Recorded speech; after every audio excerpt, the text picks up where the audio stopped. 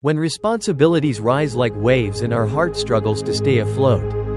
Have you ever felt like a small boat adrift in a vast ocean of waves? Not a sudden storm, just relentless ripples, one after another, named responsibility.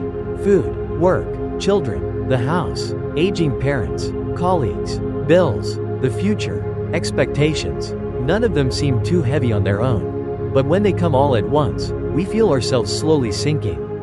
Some people force a smile and say, "I'm fine." Some laugh it off. "I'm used to it." But deep down, we know our spirit is tired. We no longer have the strength to fully enjoy a gathering. We no longer take even 10 minutes to sit quietly for ourselves. There's no breathing space left between one task and the next. We live in a world that glorifies being busy. Everyone carries something. Everyone pushes forward. Everyone moves fast. And if we slow down, we fear being left behind. If we ask for a break, we fear being judged, feel guilty, or worse, feel useless. But one day, amidst the race, our heart begins to send signals. A nameless sadness, a shortness of breath each morning, a sigh when we look at a crowded calendar. And quietly, a question arises from within. How can I live peacefully, without walking away from everything? We don't want to run away. We don't want to give up. We just want to know. Is there a way to carry responsibilities, without breaking inside? Is there a way to live deeply, without drowning in the current of duties? The answer isn't about abandoning it all, as many mistakenly believe. It lies in the quality of our presence in everything we do. The Dalai Lama once said, "Responsibility is not a burden when it stems from compassion. If we learn to reconnect with the deeper, why, behind what we carry. If we know when to pause, how to breathe, and what to gently release, then life is no longer a chain of duties, but a meaningful flow of purpose." And that is the journey this script invites us to explore. Not to escape responsibility, but to return inward, to discover peace, even while carrying the weight of the world. Having responsibilities doesn't mean sacrificing joy. Many of us live with a silent belief. To be responsible means to sacrifice, to endure, to always hold it together. And so, under the shadow of duty, we lose precious pieces of our spirit. We don't allow ourselves to rest. We don't let ourselves play. We forget how to laugh freely, cry openly, or simply breathe without rushing. We tell ourselves, "Let me just finish this first." But once this is done, another thing appears. Before we check off one task, 10 more come knocking. We become like gatekeepers, never allowed to leave our post. And the price of being responsible is often a hardened heart, a weary body, and a life where joy is endlessly postponed. But the truth is, responsibility is not the enemy of happiness. It only becomes a burden when we forget how to live with it. When we learn to walk deeply with what we carry, responsibility becomes a path of growth. Viktor Frankl, a survivor of concentration camps, once wrote, "We are not defeated by burdens. We are defeated by the lack of meaning in what we carry." It's not the weight, but the purpose behind the weight, that determines whether we stand or fall. A single mother can raise 3 children and remain serene. A factory worker can labor every day and still laugh with sincerity. Because they don't see responsibility as a punishment. They see it as something sacred, done with love. But what about us? Sometimes, we carry too much, out of fear. Fear of judgment. Fear of not being good enough. Fear of falling behind. Fear of disappointing others. And from that fear, we create unnecessary duties, thinking they're musts. But in truth, we don't need to be superheroes. We don't need to be perfect. We just need to return to the reason we began. If today you feel heavy inside, sit down and write this. What truly matters? Which responsibilities are helping you grow? And which are silently breaking your spirit? Because living peacefully doesn't mean living without responsibility. It means choosing the right responsibilities, instead of letting them blindly carry us away. How do those WHO carry so much still live in PEACE? We often assume that peaceful people must have fewer responsibilities. They have time to rest. No one constantly needing them. No children, no bills, no deadlines weighing them down. And yet, we meet a single mother of 3, who gently smiles as she picks up her children after school. An elderly security guard, who warmly greets each person passing through the gate. A frontline doctor, who still speaks kindly to patients after 10 back-to-back shifts. And we ask ourselves, how can they carry so much and still seem more at peace than we are? The answer doesn't lie in having fewer duties. It lies in a deeper way of living. Somehow, these people have learned 3 essential things. 1. They don't carry responsibilities alone. They know how to ask for help, how to share, how to build a support system instead of doing it all and collapsing in silence. 2. They are fully present with each task. No multitasking, no rushing, no, just get it done mindset. They peel fruit as if they're peeling an entire day. They talk to their children as if nothing else in the world matters more in that moment. 3. They connect deeply to the meaning behind what they do. The mother isn't just cooking, she's nourishing the heart of the family. The doctor isn't just treating illness, but contributing to saving lives. The guard isn't just watching a gate, but offering peace to those who enter. When we see the meaning, our hearts no longer complain. When our hearts no longer resist, responsibilities become a blessing. We don't need fewer tasks to feel peace. We just need to live more deeply within each one.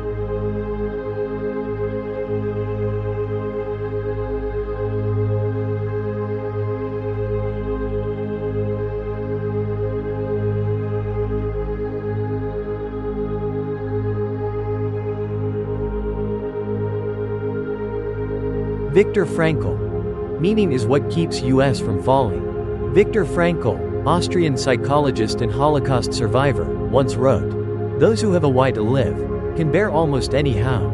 And he didn't just write that. He lived it, through blood, tears, and unimaginable suffering. Frankl lost everything: his parents, his wife, his freedom, his dignity. But he held on to one thing: the ability to find meaning even in hell. That meaning was what helped him stand up each day, among corpses and cruelty. To Frankl, it's not responsibility that people fear. It's the weight of carrying something that feels meaningless. The inner collapse begins the moment we whisper to ourselves, "Does anything I do even matter? What's the point of trying? Even when I give it my all, no one really understands." That's when we become lost. Not because of the outer weight, but because the thread of meaning inside us has snapped. But here's the hope. We can reconnect that thread at any time. Ask yourself, does what I do help anyone? If not, is there a way to shift it, or to see it through a different lens? There was once a woman working in an admin role. She thought her job was meaningless. Until one day, she saw the director using the report she compiled to make a decision that helped 100 workers keep their jobs. From that moment on, she no longer saw herself as a typist, but as someone who keeps the flow of information alive for a compassionate system. No job is too small. Only the way we look at it can be. And if today, you're overwhelmed by mountains of duties, don't ask, how can I escape? Ask instead, what am I truly living for, in this very thing I'm doing? That answer won't just help you survive. It will help you live beautifully. You don't need to drop responsibilities, just learn how to carry them without suffering. One of the biggest modern-day myths is this: if you want peace, you must escape responsibility. So we start trying to cut tasks, say no to roles, and dream about doing nothing. But when we finally let go, we fall into another trap. A hollow space of aimlessness, of not knowing what we're here for. The truth is, it's not responsibility that makes us suffer.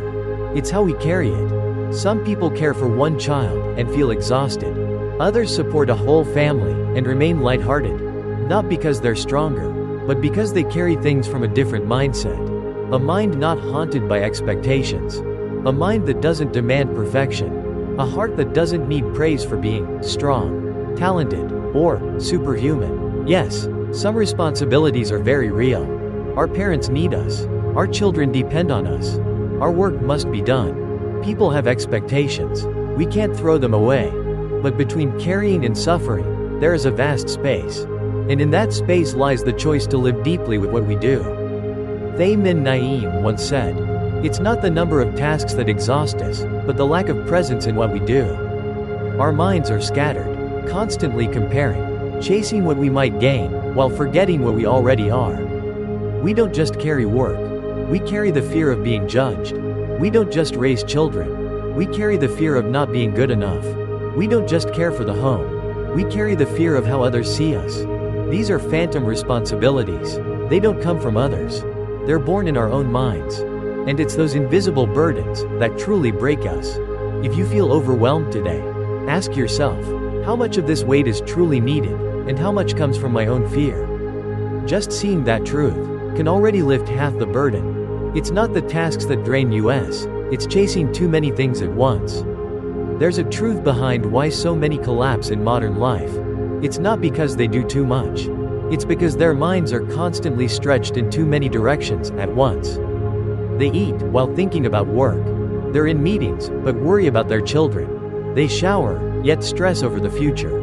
They rest, but feel guilty for not completing their to-do list. People don't burn out from big tasks.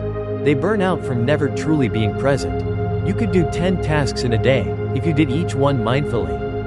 But if you do 3 things with a scattered mind, even one task can leave you drained. The human brain was not designed for multitasking. Science shows we can only focus deeply on one thing at a time. Each time we switch, we lose energy. The more we switch, the more we tire. And often, we don't even realize why we're so worn out. A young office worker once told me, I couldn't understand why I was so stressed, even though I wasn't doing anything that hard. Later, I realized it was because my mind was always spinning with a list of things I hadn't finished. I lived with a constant sense of not enough. We are living like people who walk while always looking backward. Our minds are always ahead or behind. Never fully here. Never truly alive. To feel peace amidst responsibility, we don't need fewer tasks. We need more presence in what we're doing. Eckhart Tolle said, the present moment is the only place where tiredness doesn't exist. Because only when you are fully here, can you be free from the past and no longer haunted by the future. Try something simple today. Drink a glass of water without checking your phone. Fold your clothes without thinking. Eat a meal without turning on the TV. If you can do that, you're training your mind to return. And when the mind returns, no task is too heavy. Carl Jung in The Shadow. Responsibilities we create from unconscious fears. Some burdens no one gave us. No one asked. No one demanded. Yet we carry them, as if they are our sacred mission in life. And then, we feel exhausted. We blame others for not understanding us. But the truth is, maybe we don't even understand what we're carrying.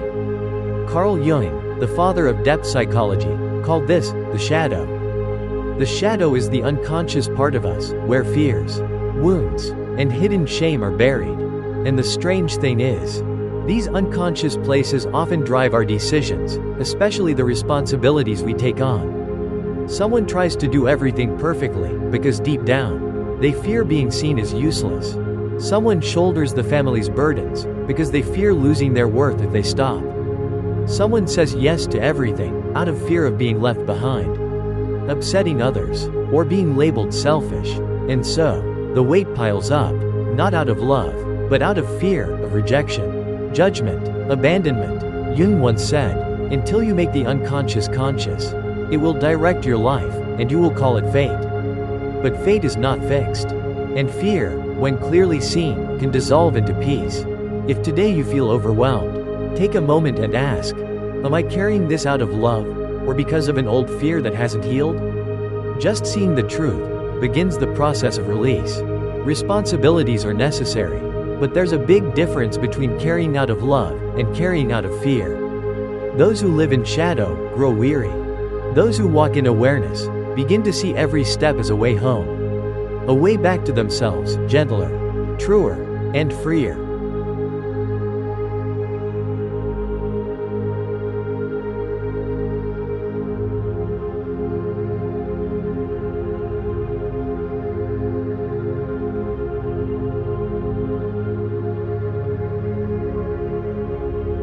Ikigai. You don't need to be great, just meaningful.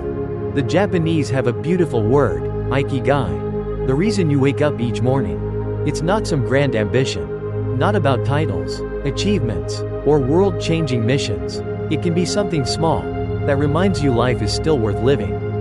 A farmer grows flowers each morning because he knows an old woman passes by just to admire them. A street sweeper does her job because she believes clean streets are an act of kindness for those in a rush. A father drives his kids home every afternoon, and that moment alone makes his life feel meaningful. Ikigai is when we realize that even small acts can carry deep meaning. Inamori Kazuo, founder of Kyocera and the man who saved Japan Airlines, once said, "It doesn't matter what you do. What matters is whether you do it with heart." He encouraged everyone, from janitors to CEOs, to discover their Ikigai in whatever work they're given. That mindset is what brings peace, even when responsibilities pile up. Because when you have Ikigai, responsibility no longer feels like a burden. It becomes a natural part of a meaningful life. You don't need to be the most successful. You don't need to meet every standard. You just need to ask, is what I'm doing today bringing something good into the world? If yes, that's your Ikigai. And here's the beautiful truth. Joy doesn't come from doing less, it comes from living more deeply. When your heart is present, any job becomes a sacred path. Thay Min Naeem. Peaceful carrying comes from full presence. There's a powerful paradox in life. Some people do very little and still feel drained. Others do so much and remain light, even joyful. Why? Because it's not about how many tasks we do, but how present we are in each one. Thay Min Naeem once said, "It's not the task that exhausts us, it's the restless mind that can't stop running." Our minds constantly jump, eating while thinking about meetings, working while worrying about the next deadline, playing with our children while stressing over unread emails. So we live, but we're not really here. We touch many things, but never deeply. We rush through life, never arriving. Meanwhile, there are people who do 10 things, but feel peaceful. Because they've trained their mind to pause, to stay with each action. A heavy burden, when lifted with presence, becomes mysteriously light. A bowl of rice cooked with gratitude becomes healing energy. Mopping the floor with calm becomes a walking meditation. Thay Min Naeem once told a story about a young mother, caring for 3 children and a busy husband. At first, she was burned out, angry, and slipping into depression. But through mindfulness, she began to be present in every act, making milk for her child, and realizing she's nurturing a life. Hanging laundry, and seeing it as caring for her little home. Lying next to her child, and knowing this moment will never come again. And she began to smile again. Not because the work lessened, but because her heart returned to what was right in front of her. Peace doesn't mean endless rest. It means even while doing, the heart remains calm. Pause in the wind. Moments of breath that bring life back. Each day, we do countless things. But how often do we stop, just to breathe? Not to survive, but to remember. We are still alive. Stopping is not laziness. It is an art of living. A Zen master once said, "Modern people are like cars speeding forward, forgetting to check their brakes." We keep going. We accelerate, from task to role to responsibility. But when it's time to pause, we don't know how. And that's when we break down. We snap. We fall into depression. We get sick. It all begins with not stopping at the right time. Stopping isn't quitting. It's a single deep breath amidst the chaos. It's 5 minutes looking at the sky, without checking your messages. It's a warm hug, instead of rushing to give advice. A young woman once told me, "I learned to pause after burning out in my first job. At first, I thought I just needed to work less. But then I realized, it wasn't time I lacked. It was moments of truly being with myself." So now, every day she gives herself 10 minutes. No phone, no goals, just breathing. And strangely, those days with 10 minutes of breath are her most productive days. We don't need more time. We need more real pauses to recharge the soul. Try it. Before a big meeting, close your eyes. Take 3 deep breaths. Before eating, place your hand on your heart and be thankful for life. Before sleeping, breathe in, knowing you've done your best. Breathe out, knowing the day is complete. Just 1 minute can save a soul that's losing its way. Because life only truly begins when we know how to pause. No one asked us to be perfect. We just haven't dared to let go of expectations. One of the deepest sources of exhaustion amidst all our responsibilities is not the number of tasks. It's the pressure to do everything perfectly. We don't dare to rest. Don't dare to ask for help. Don't dare to make mistakes. Don't even dare to feel tired. Because deep inside, we are afraid. Afraid of being judged. Afraid of being looked down on. Afraid of being left behind. Afraid we'll lose our value if we're not as good as we once were. And so, We become prisoners of expectations. Some expectations come from others, but the ones that weigh us down most come from within. The voice in our head whispers, "You're not enough. Try harder. You must not fail. Be strong, always strong." But who said we're not allowed to be tired? Who decided that being a parent, a leader, a firstborn, means we must be invincible? Who told us to keep smiling, keep succeeding, even when we're breaking inside? The truth is, no one. It's just that we haven't dared to let go. Carl Jung once said, "We cannot become whole by trying to be good. We must first become ourselves." And the real self may not be perfect, but it's true. It has a heart, it has limits, it has wounds, and it deserves to breathe. The day we allow ourselves to say, "I'm not a superhero. I need love too," without pretending to be strong. "I can fail. I can be embraced. I deserve rest." That day, we begin to truly live. Happiness doesn't come when we become exceptional. It comes when we stop chasing the image of someone who must always be strong in the eyes of the world.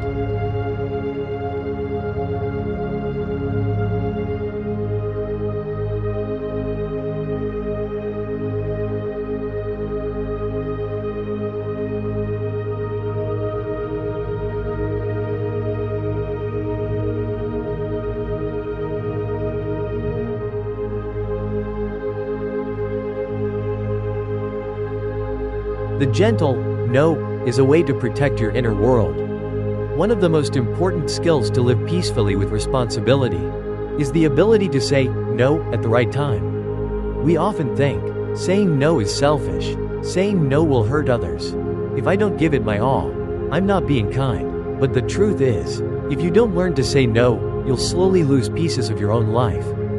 Your schedule gets filled with things that don't matter. Your mind is cluttered with everyone else's concerns. Your rest is stolen by guilt and people-pleasing. And somewhere along the way, you stop living your own life. Thay Minh Naim once said, "Saying no with kindness is an act of compassion for yourself." Kindness doesn't mean always saying yes. Kindness is knowing where your boundaries are, so you don't break under the weight of things that were never yours to carry. You have the right to say, "I'm sorry, I need to rest today. Thank you for the invitation, but I'm not ready. I'd love to help, but right now I need to protect my health." When you say no at the right moment, you don't close the door to love. You open space for deeper compassion. A friend of mine, who once couldn't say no, shared with me, "The day I learned to say no, I felt like my life finally had room to breathe. I started sleeping on time, taking care of myself, and having space to just breathe. And strangely enough, that's when I could truly help others more deeply." When we keep saying yes to everything, we lose ourselves. But when we say yes to what truly matters, and say no to the rest, that's when we begin living a conscious life. A calm mind doesn't wait for everything to be done. Peace can begin now. One day, after enough running, enough pushing, enough trying, we realize something quietly profound. There is no finish line called all done. No perfect place where life suddenly becomes light and complete. Because new tasks will always come. Responsibilities will continue to grow with each phase of life. But there is one thing we can change: the way we walk through it all. The Buddha once said, "There is no path to happiness. Happiness is the path." At first glance, it may sound poetic, even cliché. But when we slow down and take a deep breath, we realize peace doesn't wait at the end of a to-do list. It doesn't wait for your kids to settle down, or your finances to be perfect, or someone to take the weight off your shoulders. Peace is a state within, available even as we carry, even as we move, even as we live. A mother holds her heavy child, but knows she's nurturing a life. A worker rises each morning and sees they're offering goodness to the world. A father works 2 jobs and still smiles at the sound of his child's laughter at dinner. They're not waiting for perfection. They choose peace within the imperfection. And when we understand this, responsibilities are no longer burdens. They become the path that shapes our hearts. So we grow stronger, wiser, and more compassionate with each step. Thay Minh Naim once shared, "We don't need to stop being responsible. We need to stop suffering from how we hold responsibility. We don't need to withdraw from life. We simply need to return to ourselves in the midst of it." Try this. Sit still for a moment in the middle of a busy day. Just 3 deep breaths. Just a moment to realize you're still alive, and still free to choose how you want to live. You can rush like a storm, or flow like a gentle stream. You can keep trying to be the strong one, the perfect one, the one who never tires. Or you can simply be someone kind to yourself. Someone who knows how to say, enough. Who knows how to smile, even when things aren't done. Who pours a cup of tea, and drinks it as if it were the last moment of life. A person like that doesn't need to arrive anywhere, because every step they take is already happiness. Blank. Underscore. Blank. Movie camera. Dear soul, if you've made it to the end, perhaps right now, you're carrying silent burdens no one fully understands. Perhaps you've cried alone in the kitchen, stayed awake worrying through the night, smiled on the outside, while feeling like giving up inside. If that's true, please, let yourself hold your own heart. Not because you're weak, but because you deserve to be understood. Because no one is meant to carry everything alone, forever. Today, even just for a moment, live a little slower. Breathe deeper. Put down your phone. Listen to your heart. Touch something simple that soothes your soul. A kind gaze, a gentle word, a minute of silence, a sincere thank you, just for yourself. If this video has touched something within you, consider subscribing, not to follow, but to walk this path together. And if you're carrying something too heavy, or stuck in a role that's wearing you down, leave a comment, not to be rescued, but to be heard, because sometimes being truly understood is already peace. The light within is not here to show you the way, but simply to sit beside you in your most uncertain moments. Together, let's take a deep breath, pause, and remember, we don't need to finish everything to feel peace. Sometimes, just one mindful moment is enough to begin again with your whole heart.